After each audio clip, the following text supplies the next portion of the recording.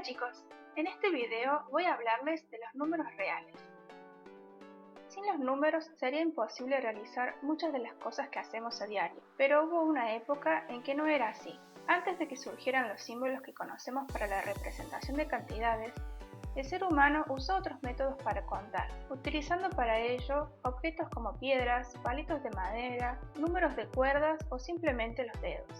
Más adelante comenzaron a aparecer los símbolos gráficos como señales para contar, por ejemplo, marcas en una vara, piedras o simplemente trazos específicos para la representación de cantidades que llamamos números. Los conjuntos numéricos nos sirven para agrupar números que tienen características similares. Es uno de los conceptos básicos de la matemática, por lo que es importante entender cuáles son y qué características tienen cada uno. Los números naturales son los primeros que surgen en las distintas civilizaciones, ya que las tareas de contar y de ordenar son las más elementales que se pueden realizar en el tratamiento de las cantidades. El conjunto de todos ellos se designa con la letra n y se caracteriza por tener un primer elemento, el 1, pero no tiene un último elemento, ya que todo número natural tiene un siguiente que es mayor y se consigue al sumarle 1. Por lo tanto, los números naturales son infinitos. A lo largo de la historia, el ser humano tuvo la necesidad de operar con cantidades, es decir, sumarlas, restarlas, multiplicarlas y dividirlas. Pero surgió un problema. Los números naturales no son suficientes para dar solución a estas operaciones, por lo que fue necesario crear nuevos números. Los números enteros surgen de la necesidad de dar solución a la sustracción o resta cuando el sustrayendo es mayor que el minuendo, es decir, cuando la cantidad a restar es mayor a la cantidad que se tiene. Aparecen así los números negativos y se representan añadiendo un signo menos delante de ellos. Comenzaron a utilizarse para representar pérdidas, deudas o disminuciones, entre otras cosas. Un número negativo es cualquier número cuyo valor es menor que 0. El conjunto formado por los naturales, sus opuestos y el 0, se designa con la letra Z y se caracteriza por no tener un primer elemento, ya que todo número entero tiene un anterior que es menor y se consigue al restarle 1. Tampoco tiene un último elemento por heredar esta propiedad de los naturales. Por lo tanto, los números enteros también son infinitos. Los números racionales surgen por la necesidad de dar solución a la división, cuando el dividendo no es múltiplo del divisor, es decir, cuando la cantidad que se tiene no puede repartirse en partes iguales sin que sobre nada.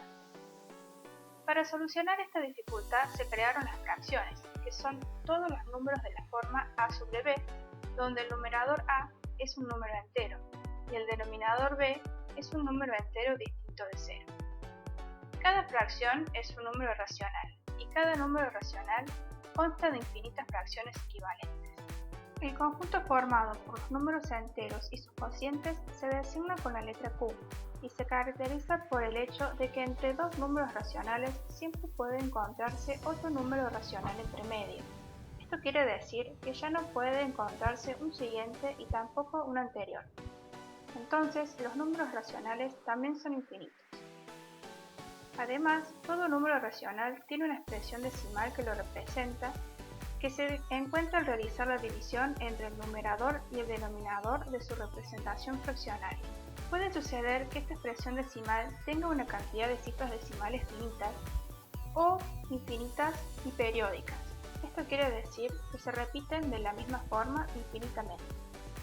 Los números irracionales surgen de la necesidad de reunir a ciertos números que no pertenecen a los conjuntos anteriores, ya que no comparten todas las mismas características. Entre ellos se pueden citar a las raíces inexactas, el número pi, el número de oro, entre otros. El conjunto de los números irracionales se designa con la letra i, y en él pertenecen todos los números cuya expresión decimal contiene infinitas cifras decimales no periódicas, es decir, que no se repiten con el mismo patrón. Por esta razón, estos números no pueden representarse como una fracción. Los números irracionales son infinitos, y entre dos números irracionales siempre es posible encontrar otro número irracional. Tenemos entonces que los números que conocemos se pueden separar en dos grupos o conjuntos distintos, los racionales y los irracionales, según se puedan representar como fracciones o no respectivamente. Aparece así la necesidad de reunir los racionales y los irracionales en un solo conjunto, el conjunto de los números reales, y se designa con la letra R.